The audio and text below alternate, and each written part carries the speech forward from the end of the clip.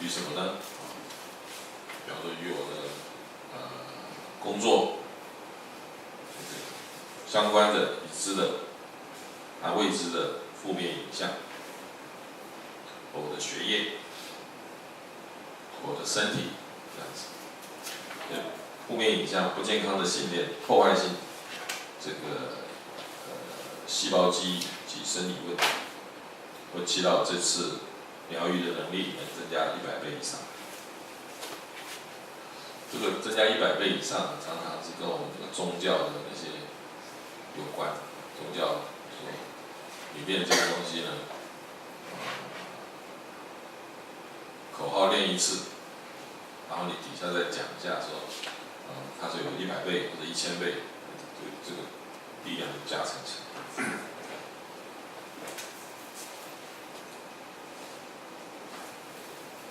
疗愈反应，刚才的同学讲得很好，就是排毒的时候，我会觉得说，好像是药出了问题，或者方法出了问题。其实你再坚持下去，慢慢这个就没有。疗愈反应是一个自然的现象，就有点像我们吃感冒药，也许刚吃你咳嗽更厉害，但你持续吃下去，也许就好了。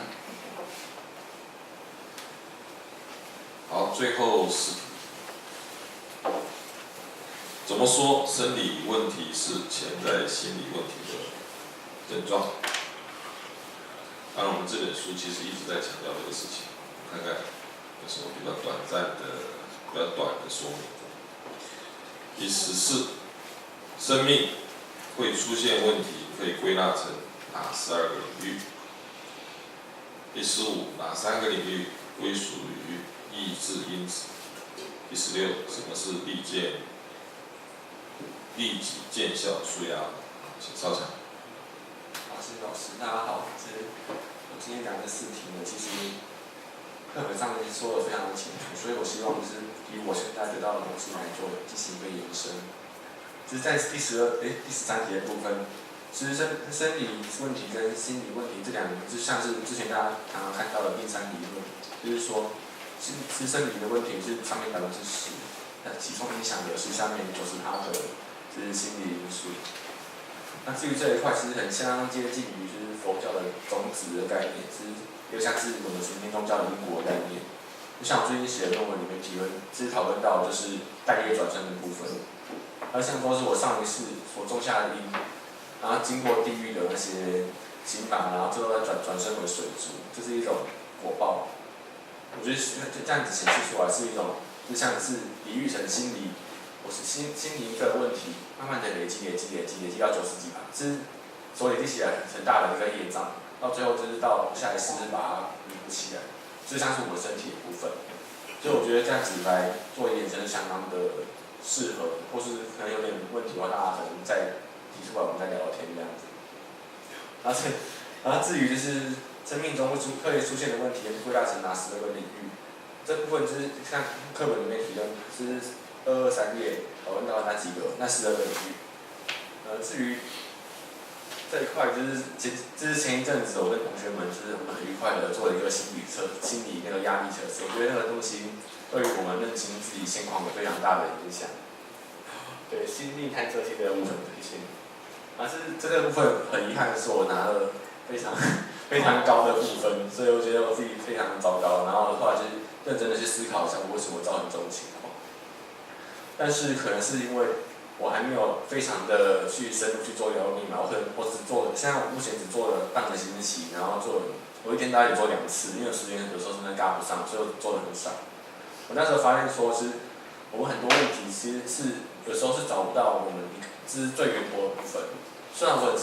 认真的去，有时候真的想不出来，我就只好慢慢的去沉淀自己。可是我发现沉淀之后，我问题还是存在。所以疗愈密码这件事对我来说，我认为是有待商榷，所以我可能还需要接下来几个月或几个礼拜，然后去慢慢的去实践出来，才会觉得说可能变好了。不过我必须承认，我把自己的思绪挖出来的过程中，我慢慢的感觉到我的就是对于那个怨恨，或是对于那个就是很痛恨的事情，会慢慢的在减轻。所以即便是我现在现在昨天晚上还是很认真的去测的，就是心力探测器，我还是负分，非常抱歉。不过慢慢的比例有慢慢的压低，之前是做到-4，然后现在我大概-1、-2左右，所以我觉得，恐怕是它真的有效果在这边。啊，这12个领域就是形容我在附送一次，就是无法原谅和有害行为，然后错误信念、爱与自私这些，然后喜悦，然后忧伤这些其实是我们人常碰到的情况。至于那个心理科技，我真的强烈建议大家做疗愈码之前一定要试一次，然后做完可能半个月或者1个月之后再试第2次，这非常的有益，非常有趣这样子。然后这是第15题的话，这只讨论到了3个，一个是无法原谅、无害行为，然后还有错误信念。在这3点上面，我平均分数是-7，所以我只能说，我很认真的去看一下为什么发生这种事情。像无法原谅的时候，其实可能是我个人的道德观有点严重，有时候是有些人从根右转怎么样，我就很生气，然后有时候就是会 EQ 过低，冲过去就骂人家。不过我认为这点可以慢慢的是抑制起来，然后这是我认为是立即见效舒压法的一个效果在。有时候我真的快要爆炸了，我就会去做这个事情，就认真的去思考我为什么会这样子，然后用力的呼吸过一次，都是感觉有比较慢慢的抚平这个愤怒。不过我真的必须承认，我要再努力去试，因为这个成效对我来说相当的有限。然后，就像我刚刚讲到的立即见效的舒压法，它操作的方式，这主要依据就是把我们人的现在人在面对压力的时候，时常会经过释放大量的肾上腺素来增强这些体力那些，就像是之前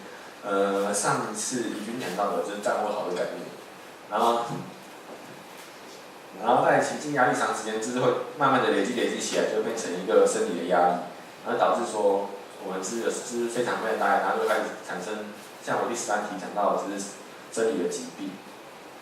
然后这个方法主要是刚开始先评估压力，然后再来就是双手合掌啊，或是说出一些你觉得很舒服的姿势。我那时候是认真的是想到双手合掌最实在，因为我对于民间信仰比较有兴趣，所以我觉得这是我觉得最舒服的姿势。然后之后把注意力放到就是你想要从体内把这些情绪啊、心理或压力把它慢慢的排放出来。这点其实我亲身实做之后，我发现其实它无论是任何姿势、任何动作，它只是一个辅助剂。你重点是在于把你心里的那些压力，那些东西把它找出来，然后慢慢把它排出去这样子。因为我认为说这个部分是有时候我们可能急切的碰到一些状况，像是什么电梯突然被人抢，然后很生气，或是有同学不来，然后就会觉得他搞什么这样子，然后就很生气。也是我们后来就是慢慢的把它沉淀下来，然后他其实可能有点状况，或者可能是电梯可能那些人很急，或者要上课之类的，所以我们就慢慢的把它排出来。然后我认为腹式呼吸只是让我们愤怒，或是让我们压力突然间中断，让它可以暂时停下来，不会说让它这个情况一直延续。所以我认为腹式呼吸法是相当有效，而且听说在网络上看到可能可以拿来减肥。不过我试过，我看的是没什么效果。大家看到我现在这样子就仍然无法，对，只是直胖点，我没有办法。只是好，以上大概就是我看到这些做出来的延伸，谢谢大家。好。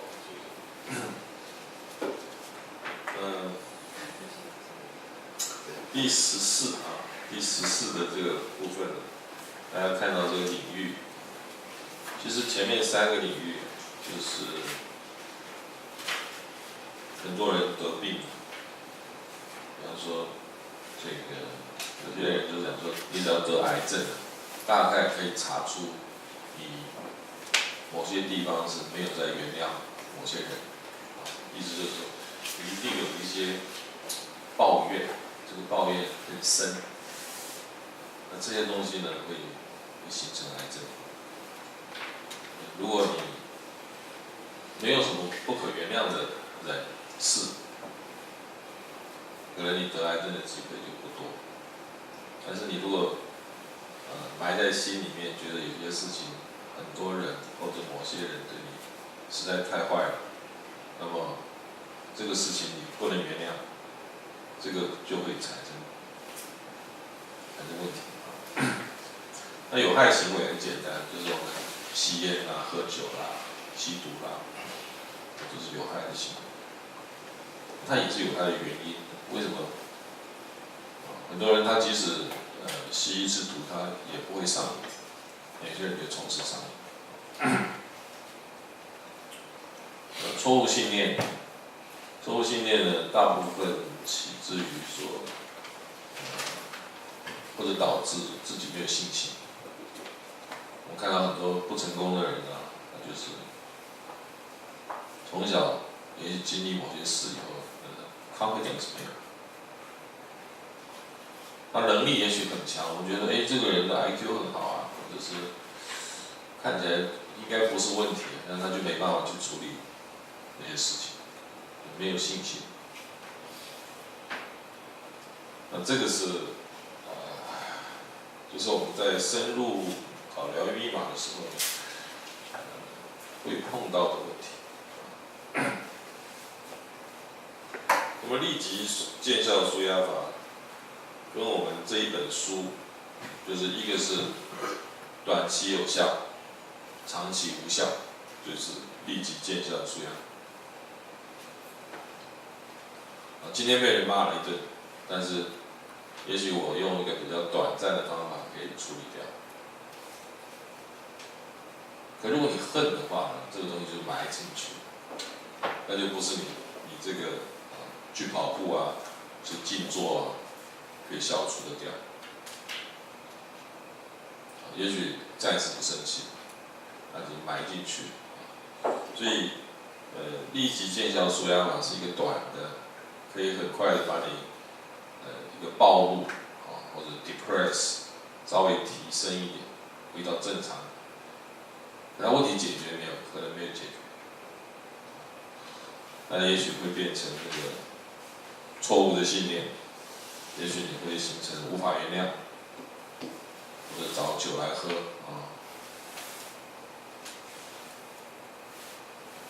所以立即见效舒压法是有效，但是呢，不是真正的解决问题之道。那这本书整个去了解，然后有7个秘密然后照这个去做，4个动作去做，应该会有效吧？有没有效呢？就是第一个我们要有信心，第二个就是我们真的要去做实验。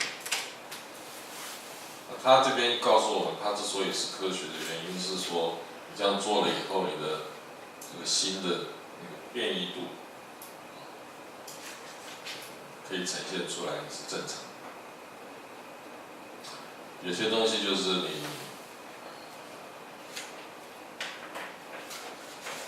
有效一时它调整得很快，它隔到明天它又不行，当时是好。那这个部分呢，就是我们在看他处理他太太的忧郁症，还有另外一个作者的渐冻，都是彻底解决了。好，今天这个讨论同学的这个分享到这里，大家有没有什么要再分享？好，时间还够吗？那个东西感到出。就是老师，你刚才讲206页，就是我们疗愈密码之前的那段祷告词啊。可是我之所以一直没有办法正确开始那个疗愈密码步骤，是因为我觉得对我自己来说，我有点困难，是因为我们是在民间宗教的熏陶下长大的小孩，所以我们有太多的神可以用。所以我常在想说，那到底我要讲观音妈呢，还是妈咒呢，还是土地公呢？我就觉得，那我就想说，针对不同的事讲不同的神吗？可是好像也不对，对不对？因为它其实要有一个很正向唯一的一个最高无上的权力中心。难道我在讲玉皇大帝吗？所以我所有的疗愈密码都只是在于，我就直接跳过这种，我就开始想我的问题跟我可能的记忆是哪个区块损坏这样子。所以在这祷告吧，我觉得应该会是我卡到的一个点。不知道大家有没有这种想法？就是我到底要讲什么神？那好，假设说我今天我指定观世音，好，那我说我祈祷观世音给我光，给我生命的爱。我觉得好像也不太符合我们文化里面会不会观世音讲这种话，因为我们都会讲心态天空探多情。所以我想说，那这个要怎么让这个中西合并，我觉得应该会是一个我的困境。然后再来就刚刚少强讲的那个探测器啊，就其实我们上次读完之后，我们回去我们就在戏班就把那个档案打开，然后我们戏班的工读生大家在那边做。结果后来做出来发现，就是成绩都偏低，然后真正快乐的好像没有几个，只有我们西班牙的君姐，她的成绩稍微好看一些，我们都负分，你也是吗？最不快的就是我们3个。对，所以我们会觉得我们要把这本书读完。所以我们老师说主任好会挑，就挑到我们3个。可是我们在思考说，因为他问的问题都是偏向比较负面，就是他觉得说，你觉得世界黑暗吗？你觉得你跟朋友之间是什么不信任？或许也是他在语言上导引我们都会做上一些负面的决定，所以我觉得不自觉都填不好，反正目前都很糟啊，什么记仇什么的都很高分。对，然后所以可是刚刚我在听老师在讲那个无法原谅，突然那个灵光一闪，可能没有太大的意义。就老师说无法原谅可能会得癌症，然后少强也说看到了红灯右转他会生气。那我在讲，那古代饥饿如仇的大侠应该都得癌症吧，因为他们饥饿如仇，看到什么不高兴他都要插手。去杀人，对不对？可是他就一直让自己处于愤怒的状态。那如果大侠也可以做疗愈密码的话，那你的武林就可以真正和平了吧？就不会这样永远都动乱下去。就是天下什么分久必分和什么分久必合久必分，就是因为大家都饥饿如仇，然后想要去施展自己所谓的正义在，而其实应该也是一种无法原谅。这我刚突然想到，谢谢。因为大侠容易饥饿如仇啊，可是饥饿如仇传统是被赋予是正面的意义，可是现在反而变成是无法原谅，这样子就会有点冲突。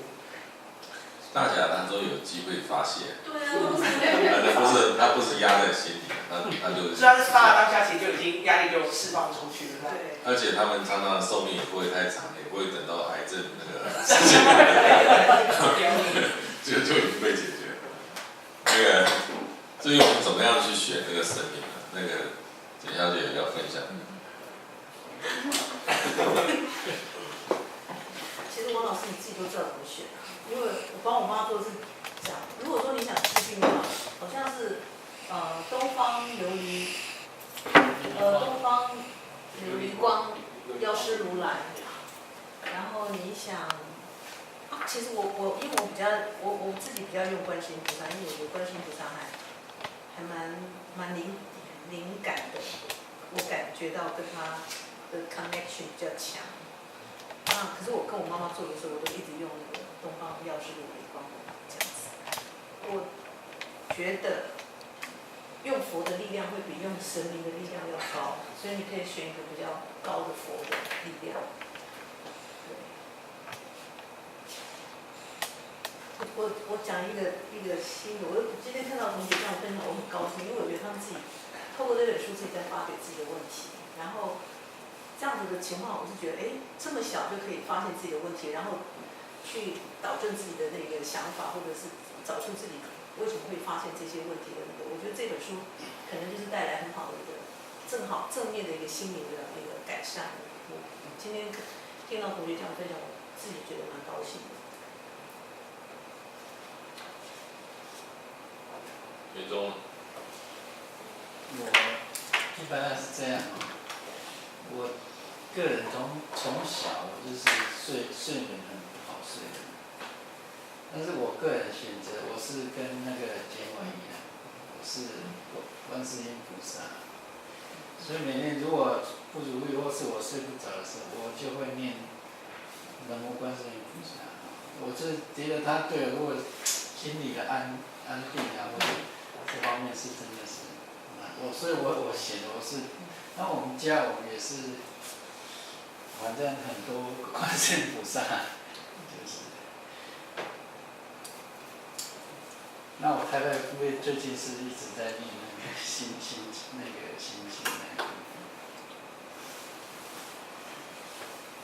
老师，我也想要分享我在操作上。我在操作上的时候，其实没有遇到选神的问题，可是我反而遇到选择痛苦的问题。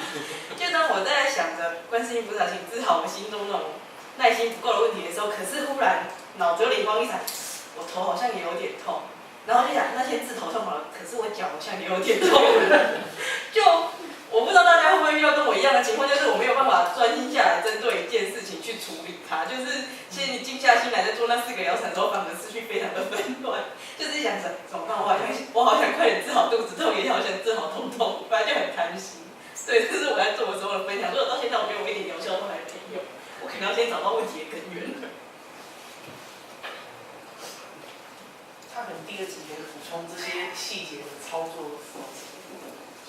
他这本书里面最后他讲，因为他其实给我们的意思都是一个 generalized 的一个应该是说一个总体性的那个问题的呈现，但是针对有时候比如说他说如果你做了1年，做了半年，结果还没有疗效，你可以去上网去问他问题，就是他会帮你针对你个人的问题设定一个比较精准的叙述句，所以可能我有收到他们的 email 啦，就是说就是可不可以就是分享，我一直很想去问，可是他要 charge， 他要付费的，所以我就不知道那个付费到底，我也没去尝试说把问题讲出来，然后请他给我更精准的那个叙述句。因为老师他里面提到的案例，好像其实他们也是有经过类似諮商的方法，找出最适合他的疗愈密码。他就是说，对不对？他这只是给我们一个大概，对大概，但是针对个人问题，有的人是千变万化不同的问题，所以针对个人的问题，可能他可以更精准的看到你的情况，然后设计出更好的那个叙述句。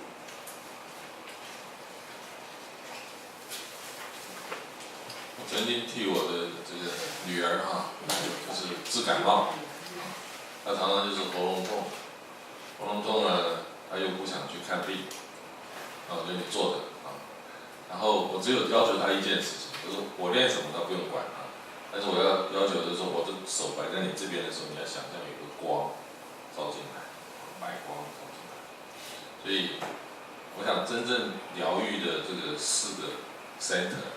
就是你这4个 center 主要就是把你原来不该关掉的东西打开。我们这个就是很多防御系统要把你很多这个在紧张的时候就把它关掉，所以后来你的免疫系统就不太能够灵活运作。所以主要在于说你有没有很专心的把那个光射进去，射进去以后，这几个地方你6分钟，我觉得就会有效。当然，就是我们在治疗的时候，我们希望我们的 power 不是只有我们的 power， 我们借助外在的那个有神或干嘛，透过我们来给这个 power。可是这个被接受者他必须有东西进去，那就是光。光应该是白光然后有的人可能会去想个黄的光或什么光，那这个据我的印象好像是白光。然后每个手指都是好像手电筒，光照集中在这里，集中在这里，那个能量就进去了。那能量进去干什么？就是打开你关掉的那些正常系统。你之所以生病了，就是因为那些东西都关掉了，所以没办法应付外来的这个细菌什么东西。王老师，我再做一个分享，就是其实我真的都，因为我刚开始都用他们的那个叙述，后来我就很懒，我就觉得我不想去念，我就用一个很简单那个零极限那个我爱你，然后这个做4个动作我爱你。那我发现我们自己对自己真的很不爱护，就是你常常会忽略自己的心灵，忽略自己的身体，就忽略当你在做我爱你的时候，那种内在的那种发出的那种非常深层的旷古以来的那种，你在生命轮回里面所遭受到的很多的创伤那种痛苦，还有那种压抑的东西都会跑出来，非常非常深沉的，你平常感受不到那种很深沉的内在的那种压抑的东西，还有那种就觉得说你我觉得那个我爱你那句话确实会让你的内在产生很大的变化。我大概有尝试过好几次，在房间里面没有人的时候，那灯光比较幽暗的时候，我就这样做的时候，但如果说你在一个比较公开的人在的地方，比如说你在有人往来的地方那个效果就比较不出来。但你在很完全没有人干扰你的地方，然后比较幽暗的一个环境里面，然后你做疗愈密码我是用我爱你这样做，我发觉真的确实是我们的内在会那个心灵会受到很大的抚慰，但同时你也在排，一直在排，一直会有歇斯底里的那种情绪出现，就是你好像有那种很大的冤屈，或也不能说冤屈，而是那种很内在的那种很深沉的那种悲啊跟苦的东西，会一直倾泻出来这样子。那这一点我很深感，因为我跟王老师分享过，我说哇，那个真的我们每个人，因为你现在看到，就像他讲的，我们99%都是什么？都是潜意识。那潜意识东西我们看不到。我们现在所接触到，我们所感受到，我现在跟你讲话，然后我们所意识到的，全部都是冰山以上的东西。那你会感受不到你内在的很深层的东西。当你在做的时候，其实是在清理。我觉得有时候我清理完之后，某些方面我就觉得，我对某些事情我就稍微心就比较开一些，然后我就不会那么在乎哪一件事情给我的不好的反应这样子。所以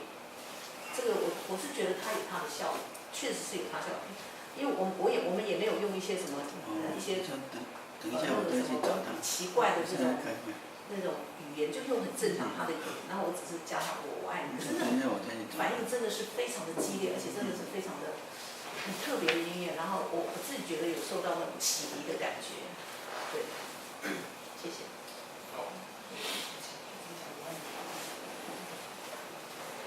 好，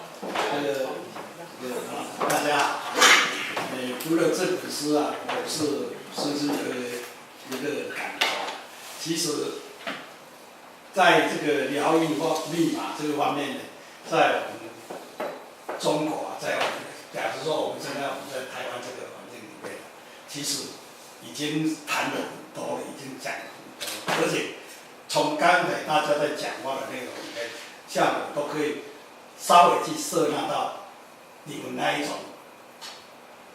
思维，还有是你想要做的那些事情，我大概就可以涉猎进来。为什么我们以前是洪主任曾经带我去做那个长生学？那长生学里面呢，我就是在某年某一天的某一日中午睡个午觉起来的时候，我原来都不相信我写的东西，我都是反对啊，这个都是不是的。但是那一天呢，我就起来的时候，我就照那个如理的把那个所有像我们在疗愈密码里面所有那个，等一下我会讲到同学那个什么脚痛啊，或是哪里痛，那个问题是真的是完全是可以由我们来控制的。那我们为什么不能控制的原因，就是说我们都是太忙碌了，我们人都生活在太忙碌当中。忘记自己身体上有很多的潜能，我们有很多的磁场在运作着，这个我们的身体是那个我们跟这各种疾病，就是王老师刚才讲的那个治感冒，我也试过很久，也是非常蛮有疗效的。还有我也曾经写过这个东西以后，也在心灵上的这个是疗愈啊，我也是曾经在我的孩子、在我的孙子，或是在太太的身上去尝试去看这些会有什么样的效果，结果发现确实是产生蛮好效果。所以这种方式、这种方法，我是觉得是我们要想象那个空间它是既存在在这里面。比如说王老师刚才讲的灵光，所以我们要做的时候，像我刚才在这里做的时候，我也是一样跟你讲的那个方式，我会想象什么东西从我这个地方一进来，然后我进来以后，我要怎么去交叉使用，我会叫它左右运作，叫它在那个磁场里面去。那有很多事情，我们经历这样的一个情景，在这个时候，我们把我们的很多思维，它就会把我们不好的记忆就把它丢掉。当然，你丢得很轻的时候，你经过了10几分钟，或是丢得很清楚的时候，你才发现说那是毫光万丈，有很多会让你非常舒服，感到什么精子又是100倍，好像很多能量进入了身体。所以我看这一本书，我蛮有兴趣，我也跟那个余秀讲说，我原来看到这个，很仔细的看一下。那至于有关于那个后面那个灵疗什么侦测器那个东西，我为了这事情我自己做，我太太做，我叫他说，你们就照你们的意思去做。我发现这一个跟年龄有关系。跟工作有关系，所以出来的东西都不一样。所以，尤其是我测到最好的，因为我有在读这个广论，就是说那个藏传的那个广论，我也去找几个师兄姐说，你们照我们书上这个东西也是去给我点看看。我发现他们都很平静，都很平静，跟我差不多，都是。在这种，但是在我太太他们的感觉里面，它就不一样哦，它的起伏非常的大。那我就知道说，原来是你可能有病痛啊，或者是有什么这个很多地方不如意的，会这样。那我也找过那个我们那边那个一个差不多是国中的啦，我就他到我家来，我就说我刚才在玩那个东西，昨天去试看看，结果我发现他们的这个就不一样了，那个变化就完全不一样了，而且甚至于那个越年轻的，可能那个纯洁度非常高，他们还没有我们像我这个年龄的话，我们已经摄入了很多已经既定的，在里面点的时候，都有时候。都会点出不一样的东西，所以我是这个有心思做这样的一个经历。那有关于这个就是说，刚才同学讲到，其实脚跟哪里在痛，完全是一种意志力。你如果说你把那个整个把它抓到集中到，假如说是现在是你要想着你在胃痛，你全部把所有的精神。那个整个都集中到这个胃的部